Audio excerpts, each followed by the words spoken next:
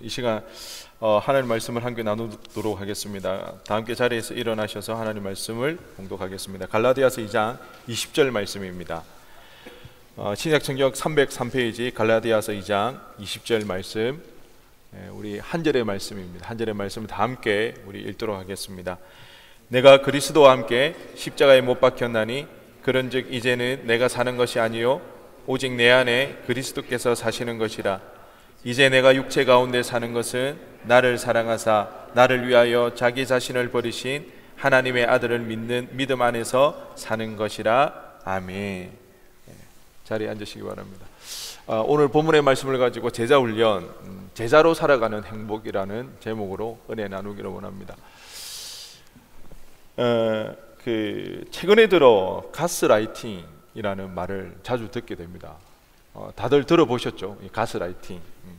그래서 이 가스라이팅의 그 의미가 뭔가, 상황을 조작하여서 상대방의 판단력을 흐리게 만드는 그 행위 전반을 일컫는 말이 가스라이팅입니다.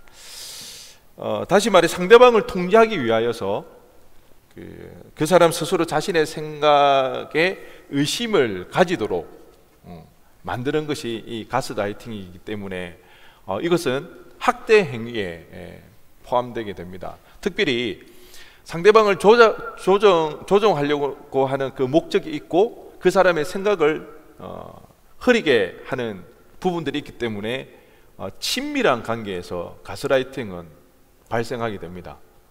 연인이나 가족관계나 아니면 직장 생활할 때 이 가스라이팅이 일어나게 되는 거죠. 관계가 없는 사람하고는 이런 일이 일어날 수가 없습니다.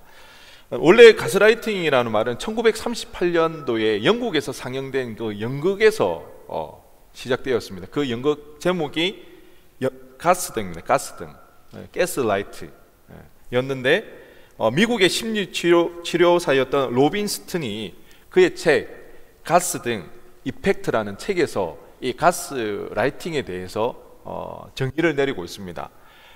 로빈 스튼이 내린 정의는 이렇습니다. 의식적 또는 무의식적으로 상대방을 조종하려는 가해자와 그를 이성화하고 그의 관점을 받아들이는 피해자가 만들어내는 병리적 심리 현상이다. 이것을 그 가스등 이펙트라고 그렇게 이야기를 했습니다. 그런데 이게 이제 변화되어서 가스라이팅이라고 그렇게 이제 우리는 부르고 있는 거죠. 가스라이팅의 목적은 그겁니다. 의식적이든 무의식적이든 그 사람을 조종하기 위하여서 그들의 생각을 바꾸어 버리는 거죠. 그들이 상대방이 판단을 내리지 못하도록 교모히 꾸미는 거죠. 예를 들면 이런 겁니다. 직장 생활에서는 이런 이야기들입니다. 혹시 이청들은 뭐 직장 생활하는 이제 지체들이 있으니까 혹시 이런 말 들으면 생각해 보셔야 됩니다. 이런 말입니다. 박사원, 회사는 학교가 아니야. 학생 마인드는 버려. 그러니까 지금 이거는 부하직급 박사원이 학생 마인드로 일을 잘못 처리했다고 그렇게 심어주는 거죠.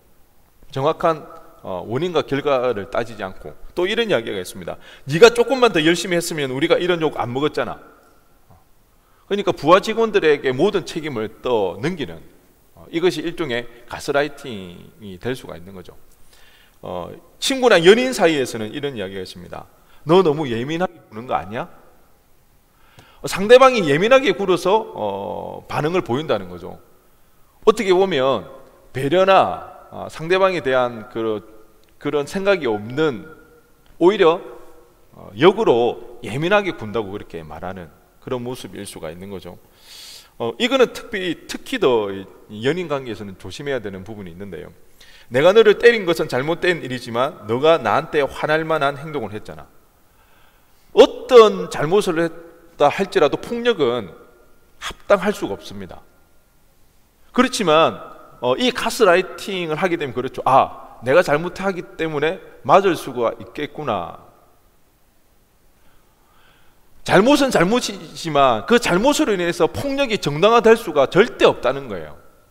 요즘 가장 많이 이슈가 되는 것 중에 하나가 연인 사이의 폭력이죠.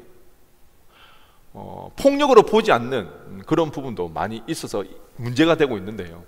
아무리 잘못을 했던, 설령 양다리를 거쳤다 할지라도 그 사람에게 폭력을 가할 수 있나요, 없나요? 절대 폭력은 정당화될 수 없습니다. 그런데 네가 잘못했기 때문에 너는 맞아야 된다. 여러분, 이거는 아닌 거예요. 이게 바로 가스라이팅이라는 거죠. 가족 간의 가스라이팅이 굉장히 많이 일어납니다. 너 키우느라 내 인생은 엉망이 됐어. 다 너 잘 되라고 하는 거야.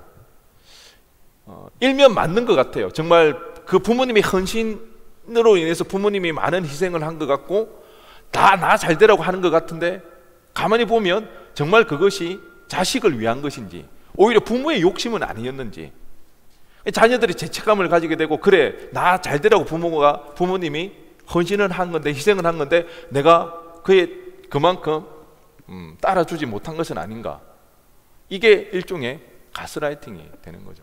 가스라이팅은 그렇습니다. 결국 상대방으로 하여금 스스로 판단하지 못하게 하고 그 사람을 조종하기 위하여서 그 사람의 생각과 관점을 바꾸어 버리는 것, 이것이 가스라이팅이라는 거죠. 제가 설교 서두에 왜 이 가스라이팅 이야기를 하는가, 오늘 우리가 읽었던 본문 말씀 너무나 유명하고 너무나 잘 아는 말씀. 그래서 우리도 또한 그렇게 사도 바울의 고백처럼 그렇게 살기를 원하는 이 구절, 나는 죽고로 예수를 살기를 원한다는 이 구절. 그런데 혹시 이 내가 죽고 예수를 사는 것과 가스라이팅은 어떤 관계가 있을까? 내가 죽고 예수를 사는 것이 가스라이팅인가? 그런 오해를 하는 청년들도 혹 있는 것 같아요. 오늘 본문을 다시 한번 보도록 하겠습니다. 갈라디아서 2장 20절입니다. 내가 그리스도와 함께 십자가에 못 박혔나니 그런즉 이제는 내가 사는 것이 아니요 오직 내 안에 그리스도께서 사시는 것이라. 이제 내가 육체 가운데 사는 것은 나를 사랑하사 나를 위하여 자기 자신을 버리신 하나님의 아들을 믿는 믿음 안에서 사는 것이라. 나는 죽고 누구로 산다? 예수로 사는 것이죠.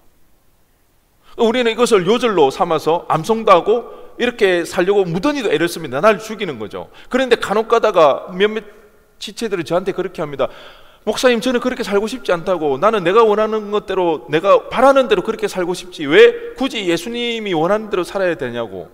내가 원하는 거하고 예수님이 원하는 거하고 너무 안 맞다고. 솔직히 좀 섭섭하다고, 예수님에게. 그렇게 이야기하는 지체들도 있다는 거죠. 그들의 이야기를 들어보면 내가 죽고 예수로 사는 것은 마치 뭐처럼 들린다는 거죠? 가스라이팅인가? 내가 원하는 대로는 살지 못하고 주님이 원하는 대로만 그렇게 살아가야 되는 것. 나는 죽고 예수로 사는 것과 가스라이팅 간의 차이가 없는가? 실제로 똑같은가? 사람이 다른 사람의 마음을 조정하는 가스라이팅은 안 되지만 하나님이 우리의 마음을 조정하는 것은 괜찮은가? 결론적으로 이야기를 하면요, 가스라이팅과 나는 죽고 예수로 사는 것은 다르다는 거죠. 물론 우리가 나는 죽고 예수로 살기 위하여서 내가 원하는 것대로 내가 바라는 것을 다 할 수는 없습니다. 때로는 내가 포기해야 되는 것이 있고요, 내가 절제해야 되는 것이 있고, 내가 내려놓아야 되는 것이 있어요. 하지만 그렇다고 해서 내가 모든 것을 다 포기하는 건 아니죠. 내가 원하는 것, 내가 바라는 걸 할 수도 있는 거예요. 결론적으로 가장 큰 차이점은 무엇인가? 나는 죽고 예수로 살 때 우리는 진정한 자유와 평안을 느끼고 행복하게 살아갈 수가 있다는 것입니다. 가스라이팅은요, 당하는 그 사람의 행복을 염두에 두지 않습니다. 조종하는 그 사람의 마음의 만족을 이루고요, 그 사람이 생각할 때에 이렇게 살면 행복하겠다고 그렇게 여기지만 실제로는 그게 가능할까요? 아니요. 그렇게 해줄 수가 없습니다. 하지만 나는 죽고 예수로 살 때에 우리는 진정한 자유와 평안을 누릴 수가 있고요, 그 속에서 우리는 행복하게 살아갈 수가 있는 것입니다. 여러분, 왜 주님은 우리가 죽고 예수로 살아가기를 원하실까요? 우리를 조정하기 위하여서, 예수님의 마음대로 조정하기 위하여서. 저희 집에 수학을 어려워하는 한 아이가 있습니다. 누구라고 말하지 않겠습니다. 그 친구의 프라이버시가 있기 때문에 여러분 상상하지 마시기 바랍니다. 누구라고 떠올리지 마시기 바랍니다. 그냥 그런 아이가 있다고만 생각하시기 바랍니다.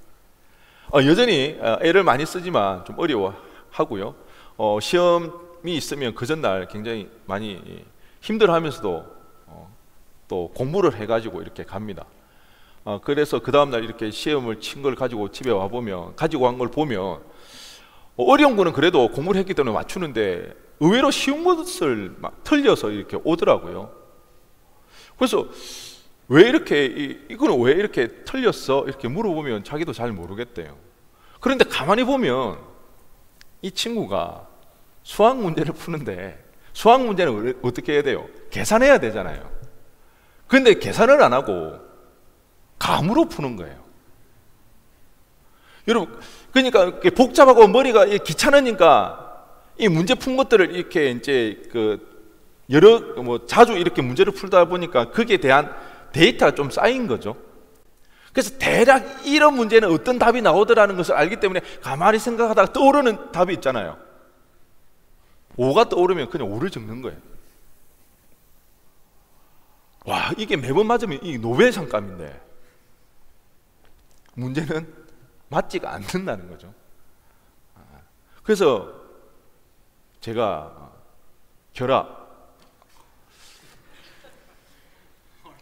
김결이라고 있습니다. 편집해 주시기 바랍니다. 수학 문제는 귀찮아도 그렇게 풀면 안 된다고. 계산을 해야 된다고. 감으로 풀면 안 된다고. 우리 이거 기본이지 않습니까? 뭐 이거 굳이 이거 생각할 필요 없잖아요. 수학 문제는 계산해야 되는 거. 그런데요, 우리 인생을 감으로 살아가는 사람이 있습니다. 느낌대로, 기분대로 그렇게 살아가려고 하는 사람들이 있더라는 거예요. 근데 여러분 분명히 아시기 바랍니다. 우리 기분대로, 우리 느낌대로 살아가서는 절대 행복할 수가 없어요. 여러분 기분대로 살아가서 끝이 어땠나요? 여러분 느낌대로 살아갔을 때 그 마지막이 어땠나요? 항상 좋았나요? 내 기분 좋다고 기분대로, 내 화가 난다고 화를 내고, 미워하는 마음이 더 들어서 짜증내고 신경질 내고, 그 끝은 어떨 것 같나요? 주변에 사람이 아무도 없습니다. 다 떠나갑니다. 그런 사람은 철저하게 혼자 남게 됩니다. 우리는 감으로, 느낌으로, 우리 감정대로 살아가서는 절대 행복할 수가 없는 거예요. 맞다고 지금 같이 호응을 해주고 있습니다. 나는 죽고리 예수로 살지 않으면 결국에는 내 인생의 주인은 자기 자신이 되는 거예요. 그렇다면 그 행복은 자기의 만족을 통해서만 행복을 느낄 수가 있는 거예요. 누릴 수가 있는 거예요. 자기 만족에 의해서만 행복할 수가 있는 거죠. 왜? 내가 주인이 되니까. 근데 우리가 알잖아요. 우리 스스로 우리 자신을 만족하게 하려고 얼마나 우리가 발부둥칩니까? 얼마나 많이 애를 쓰고 부단히 경쟁하고 있습니까? 그러니까 우리는 어때요? 늘 경쟁해서 질까봐, 실패할까봐 두렵죠. 늘 이기려고 발부둥치다 보니까 초조해지는 거예요. 우리가 해봐서 알겠지만 언제나 우리가 1등 할 수가 없잖아요. 언제나 내가 목표했던 것을 이룰 수가 없잖아요. 내가 주인으로 살아갔을 때에 우리가 행복을 느끼려면 언제나 내가 원하는 것을 자기 만족으로 인해서만 우리가 행복을 누릴 수가 있는데, 우리는 내가 주인 되어서 자기 만족으로 행복을 누리려고 그렇게 무던히도 애를 쓰고 있는 거죠. 이런 삶이 바로 나로 사는 인생입니다. 내가 주인이 되어서 사는 인생. 꼭 이런 것이 내가 원하고 내가 바라는 것들, 그것을 하나님 앞에 기도하면서 이루어지기를, 그래서 만족하고 행복해지기를 원하는, 잘못되어졌죠. 잘못돼도 한참 잘못되어진 거죠. 하나님은 그런 방식으로 우리를 부르시지 않고 우리에게 행복을 주시지 않는다는 거예요. 하나님을 믿으면서도 우리의 방식대로, 우리의 생각대로 그렇게 하나님을 믿다 보니까 여전히 내 안에서 내가 주인 되면서 자기 만족을 통해서 행복을 누리려고 우리는 그렇게 기도하고 그렇게 신앙생활을 하는 거예요. 그러다 보니까 우리 신앙생활에도 어려움이 찾아오는 거죠. 그러기에 주님은 우리를 제자로 부르시고 우리가 죽어지고 예수로 살기를 원하시는 것입니다. 왜? 주님만이 우리에게 참된 평안과 위로를 줄 수 있기 때문에, 그 안에서 우리는 자유함을 느끼고 우리는 행복해질 수가 있는 것입니다. 그렇기 때문에 우리가 제자로 살아갈 때에 때로는 좀 전에도 우리가 간증을 했는데요, 하나님 앞에 그렇게 간절히 기도를 했는데, 그렇게 몸부림을 치는데, 그렇게 무던히도 애를 쓰는데 전혀 변화되어지지 않는, 그 기도가 하나도 하나님 앞에 응답되어지지 않는 그런 모습을 보면서 때로는 실족하기도 합니다. 때로는 그것 때문에 가슴 아파하고요, 그것 때문에 우리의 믿음이 흔들리기까지 합니다. 그런데요, 여러분 꼭 기억하시기 바랍니다. 그것은 가정입니다. 그런 가정이 반드시 있어야 됩니다. 그 가정을 통해서 우리는 뭘 이룰 수 있는가? 우리 자신을 내려놓게 되어집니다. 우리는 수백 번이고 수천 번이고 철저하게 우리 자신을 포기해야 됩니다. 우리 자신에 있어서 우리는 철저하게 무너지고 철저하게 절망하고 철저하게 포기해야 되는 것입니다. 한두 번 해가지고 되는 게 아닙니다. 여러분은 신앙생활 하는 가운데 혹시 자책이라는 걸 하십니까? 자책이 뭔가요? 내가 저번에 이런 실수를 왜 했을까? 그때 내가 조금만 더 참았으면, 내가 조금만 더 기다렸으면 괜찮았을 텐데, 이런 자책. 근데 어떻게 보면요, 어떤 면에서 자책은 굉장히 교만한 겁니다. 여러분, 그 상황으로 돌아갔으면 실수 안 할 것 같나요? 실수 안 할 자신 있나요? 내가 다시 그 상황에 돌아가면 내가 화내지 않고 내가 참고 용납해 줄 수 있을 것 같나요? 여러분, 그렇게 속고도 우리에게 또한 희망을 가집니까? 그런 사람들 있죠. 왜 아담이 지은 죄로 인해서 우리가 이렇게 고통을 받아야 되는가? 근데 사실 아담은 우리의 대표성을 띠잖아요. 아담의 자리에 우리가 가더라도, 그 누가 가더라도 똑같은 실수를 범할 수밖에 없다는 거예요. 그러니까 우리는 아담을 굳이 탓할 이유가 없는 거예요. 우리가 자책, 어떻게 보면 그것 또한 교만이에요. 왜 그 상황에 가면 우리가 잘 이겨낼 수 있을까? 아니에요. 우리는 할 수가 없어요. 죄인이기 때문에. 우리의 죄성이 그렇게 강하다는 거예요. 그래서 우리가 그 예수의 부르심을 쫓아 제자로 살아가고자 그렇게 무던히도 노력할 때, 먼저는 우리 안에 선한 것이 하나도 없다는 것을 우리는 먼저 깨달아야 되는 거예요. 뼈저리게 그것을 고백해야 되는 거예요. 그리고 그때서야, 그제서야 우리는 철저하게 하나님을 의지하게 됩니다. 완전히 무너지고 더 이상 나에게는 희망이 없고 소망이 없고 내 안에 선한 것 하나도 발견할 수 없는, 좌절할 수밖에 없고 실패라고 느끼는 그 순간, 그것이 끝이 아니라는 거예요. 오히려 그것이 우리에게는 은혜의 시간이 됩니다. 그것이 오히려 우리는 감사할 수가 있는 거죠. 왜? 그때 빛을 발견하기 때문입니다. 그때 비로소 예수님의 일하심을 우리는 볼 수가 있고 경험할 수가 있는 것입니다. 내가 하는 것이 아니구나. 주님께서 하시는 일이구나. 우리가 예수님이 이 땅에 오신 그 목적에 대해서 우리는 때로는 너무 피상적으로 생각할 때가 많습니다. 우리를 구원하시기 위해서 이 땅에 오셨죠. 그렇지만 그 구원이라는 것이 우리가 죽어서 천국에 가는, 물론 그것도 맞지만 그런 피상적인 먼 미래의 훗날의 그런 이야기가 아니라는 것입니다. 주님께서 이 땅에 오신 이유, 목적은 오늘을 살아가는 이 현재 가운데 주님의 도움 없이는 우리가 살아갈 수 없기 때문에, 그 주님이 우리를 도우시기 위해서 이 땅에 오셨다는 것입니다. 우리가 살아가다 보면 우리 자신이 얼마나 형편없는지 우리는 알게 됩니다. 그래서 때로는 자기 혐오에 빠지기도 하고요. 자기의 실족하여서 자기가 너무 원망스럽고 삶의 목적을 잃어버릴 때도 있다는 것입니다.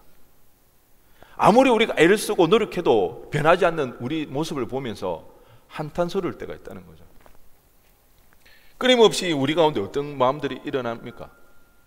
이기심, 자기 만족, 우월감, 자기 과시, 인정, 시기, 질투, 자기 혐오, 이런 감정들이 끊임없이 올라온다는 거죠. 여러분, 이런 감정들이 올라올 때 어떻게 하십니까? 무시하십니까? 아니면 모른 척 하십니까? 아니면 아직도 모르고 계신가요?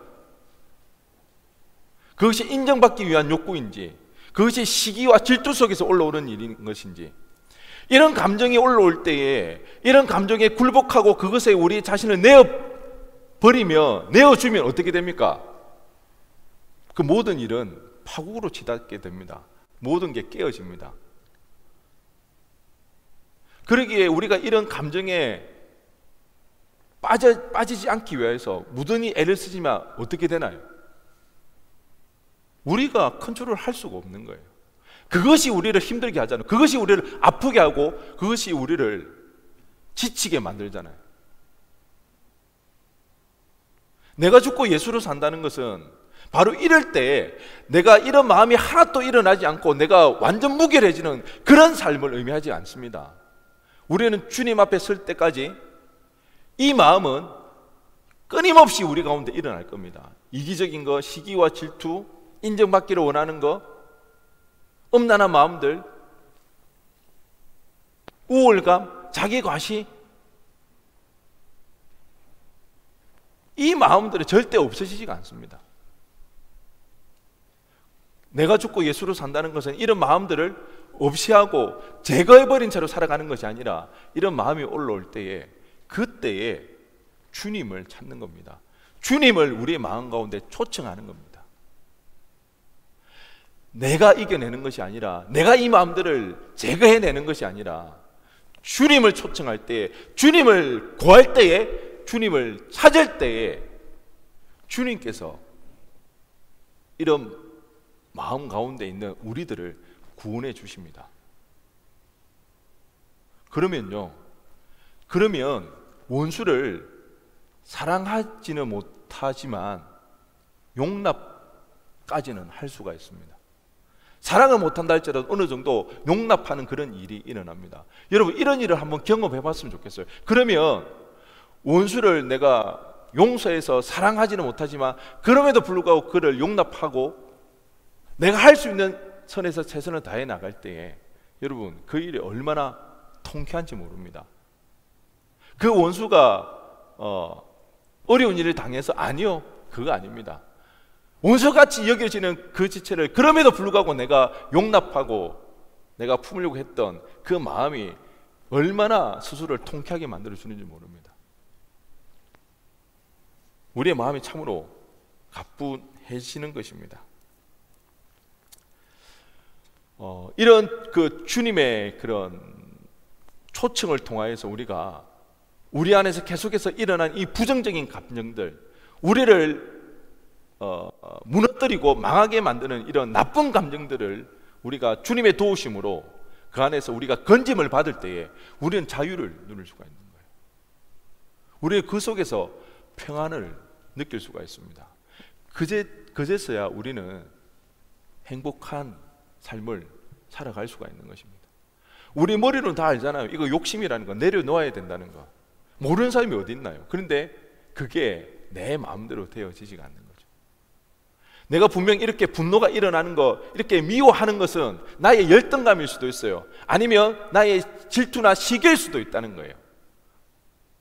그래서 상대방을 계속해서 헐뜯죠. 그러니까 내 마음은 계속 괴로운 거예요. 관계 속에서 어려움을 당하게 되는 거죠. 그럴 때 우리가 해야 할 일은, 그때 내가 죽고 예수로 산다는 것은 그때 주님을 찾는 거예요. 주님을 구하는 거예요. 그러면 그런 마음에서 우리를 주님께서 붙잡아 자유를 누릴 수가 있습니다. 그때 우리의 마음이 얼마나 평안한지 모릅니다.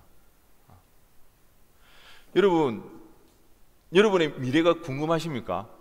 어떻게 될지, 어떤 일이 일어날지. 만약에 여러분의 미래를 안다고 하면, 미래를 안다고 한들 여러분이 지금 할 수 있는 일이 있나요? 사실 우리가 많이 걱정하고 많이 염려하고 많은 생각을 하는 그 미래, 그걸 안다고 한들 우리는 지금 현재로서 할 수 있는 일이 아무것도 없습니다. 그런데 우리는 그 일에 너무 많은 에너지를 쏟고 있는 거죠. 왜? 불안하기 때문에. 그렇지만 주님이 우리의 주인 되신다는 그 사실이 우리 가운데 확신 있게 마음이 든다면 그 미래가 두렵지가 않습니다. 왜?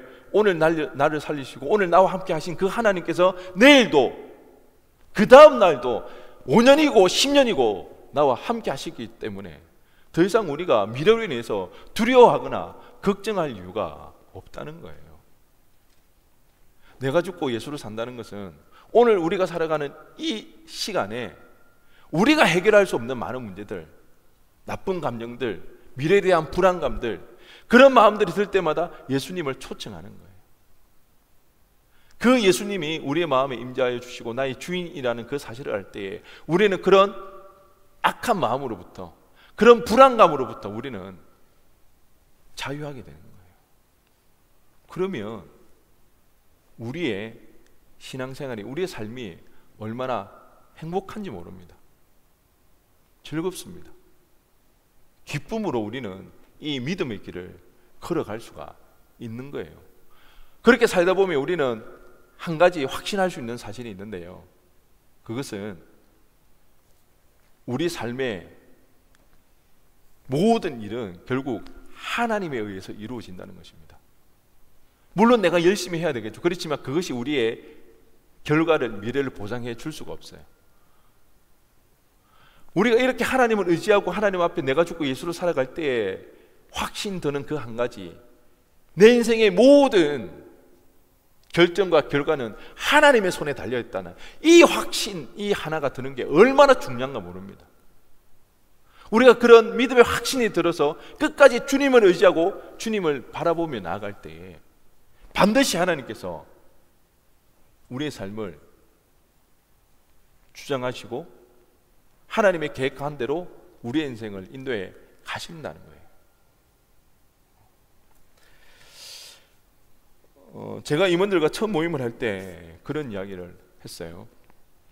임원 생활을 1년을 하고 나면 참 안타깝지만 많이들 지치기도 하고요, 심지어는 교회를 떠나는 그런 경우도 발생하는 그런 일도 있습니다. 그래서 제가 우리 임원들에게 그런 이야기를 했습니다. 정말 이 한 해 이 임원 사역을 하면서 정말 이 주님을 위해서 그 부르심을 쫓아 살아가는 이 일들이 얼마나 행복한지를 꼭 경험해 봤으면 좋겠다고. 물론 몸이 분명 더 고된 것은 있을 겁니다. 몸이 더 편할 거라고는 제가 보장은 하지 못한다고 이야기했습니다. 우리 임원들이 그러더라고요. 금요일까지 출근하고 또 토일 또 교회로 출근해야 된다고. 몸은 분명히 더 고된 것은 부정할 수 없습니다. 그렇지만 여러분, 그런 거 있잖아요. 몸은 피곤하지만 우리의 마음은 그 어느 때보다 행복할 수 있고 가볍게, 가뿐하게,